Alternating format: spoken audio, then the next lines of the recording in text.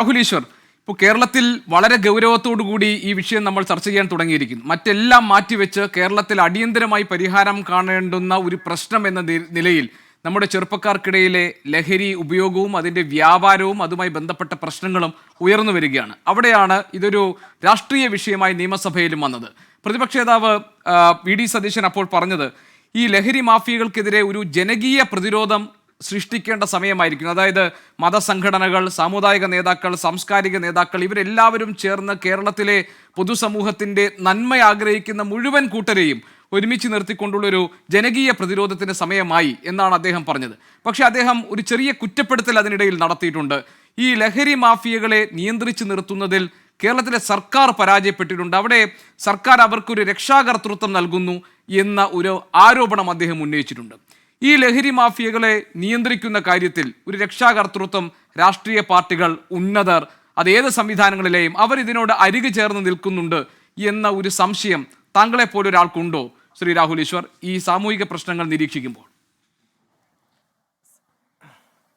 ശ്രീ ഗോപികൃഷ്ണൻ, 3 കാര്യങ്ങൾ. ഒന്ന്, 2016 5900 കേസുകളാണ് നമ്മുടെ കേരള പോലീസ് NDPS രജിസ്റ്റർ ചെയ്തത്. 6000 ഒന്ന് കൂട്ടാം.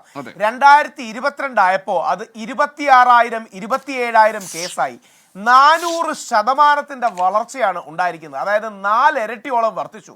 നമ്മുടെ എക്സൈസ് ഡിപ്പാർട്ട്മെന്റ് നടത്തിയ സ്റ്റഡിയിൽ 10നും 15നും, ഓർക്കുക 10നും 15നും ഇടയ്ക്ക് 5ാം ക്ലാസ്സിനും 10ാം ക്ലാസ്സിനും ഇടയിലുള്ള കുട്ടികൾ 70% ഈ ഫസ്റ്റ് കൺസംഷൻ ഏജ് എന്ന് പറയുന്നത് ആ പ്രായത്തിലെയാണ് എന്നവർ ചൂണ്ടിക്കാട്ടുന്നു.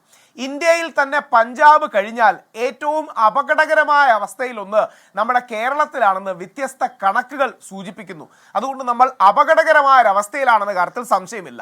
2, ഫ്ലവേഴ്സ് ന്യൂസ് 24നും അതോടൊപ്പം അവിടെ ശ്രീ ഗോപികൃഷ്ണനും അവിടെ എത്തിയിരിക്കുന്ന ആ പിതാവിനും എത്ര നന്ദിയും പ്രണാമവും പറഞ്ഞാലും മതിയാവില്ല. അതേപോലത്തുള്ള പേരൻസ് കൂടുതലായി വരണം. അവരുടെ പ്രശ്നങ്ങളും അവരുടെ കുടുംബത്തിന് സംഭവിച്ചതും തുറന്നു പറയണം. കാര്യം ഈ യുദ്ധം നമ്മൾ ജയിക്കണമെങ്കിൽ നമ്മൾ എല്ലാവരും കൂടെ നിൽക്കണം.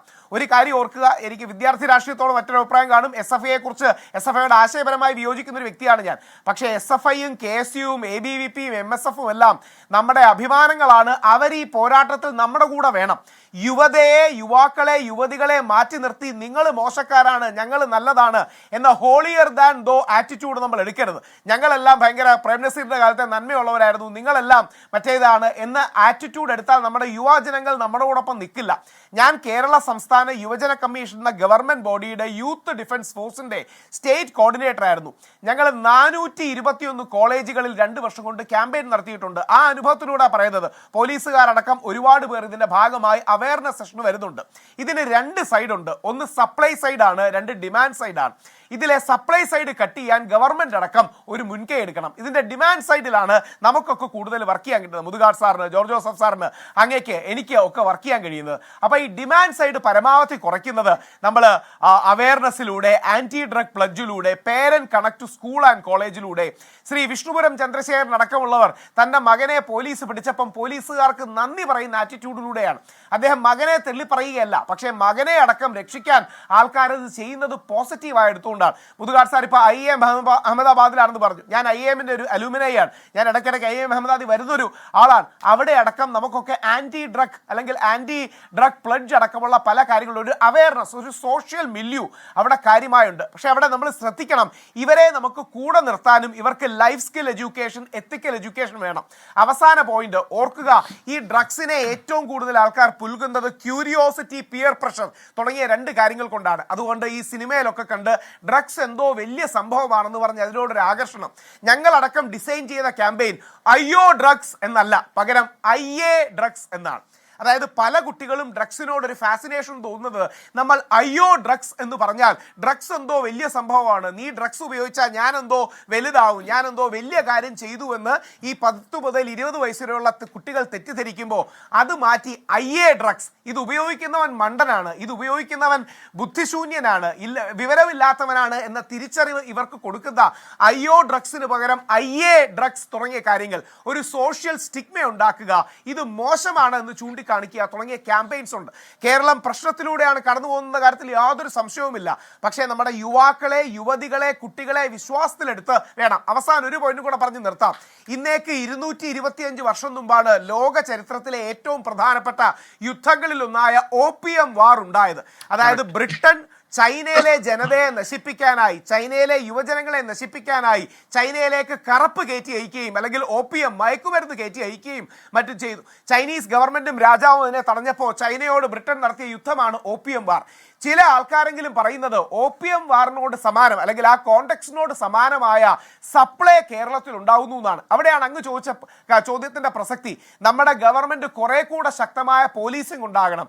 ബാംഗ്ലൂർ വഴി, ഗോവ വഴി അടക്കം പല സ്ഥലങ്ങളിൽ നിന്നും കേരളത്തിൽ വലിയ രീതിയിൽ സപ്ലൈ സൈഡിൽ ഈ MDMA എത്തുന്നു, അല്ലെങ്കിൽ കഞ്ചാവ് ഇവിടെ തന്നെ സുലഭമാണ്, LSD എത്തുന്നു, സിന്തറ്റിക് ഡ്രഗുകൾ എത്തുന്നു എന്ന് ഒരുപാട് ക്രെഡിബിൾ റിപ്പോർട്ട്സ് ഉണ്ട്.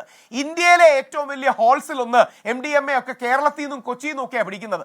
കൊച്ചി സർക്കിളാണ് ഇന്ത്യയിലുള്ള നമ്പർ ഫസ്റ്റ് 5-ൽ വരുന്നത്. അപ്പം നമ്മുടെ നാട്ടിലൊരു പ്രശ്നമുണ്ട്. ഓർക്കുക, നമ്മുടെ 6 ഇരട്ടി ജനസംഖ്യയുള്ള ഉത്തർപ്രദേശിന്റെ സമാനമായ കേസുകൾ നമ്മുടെ നാട്ടിലുണ്ട്.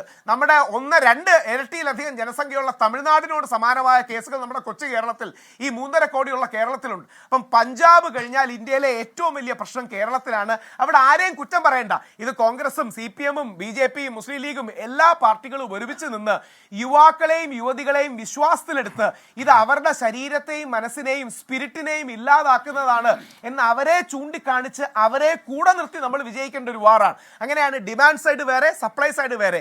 ഡിമാൻഡ് സൈഡിൽ ഗവൺമെന്റും, സപ്ലൈ സൈഡിൽ മീഡിയയും നമ്മളും പൊതുസമൂഹവും ഒരു പോരാട്ടം നടത്തി മാത്രമേ നമ്മുടെ വിദ്യാർത്ഥികളെ ഇതിൽ നിന്ന് മുക്തമാക്കാൻ കഴിയൂ. അങ്ങനെ ഒരു സ്ട്രാറ്റജിയും ലോങ് ടേം പ്ലാനും വേണം. ഗവൺമെന്റ്, മാധ്യമങ്ങളൊക്കെ തീർച്ചയായും ഇത്തരം ഇനീഷ്യേറ്റീവുകൾ കുറെ കൂടെ കാര്യമായിട്ട് ഏറ്റെടുക്കണമെന്ന കാര്യത്തിൽ ആർക്ക് സംശയം ഉണ്ടാവില്ല.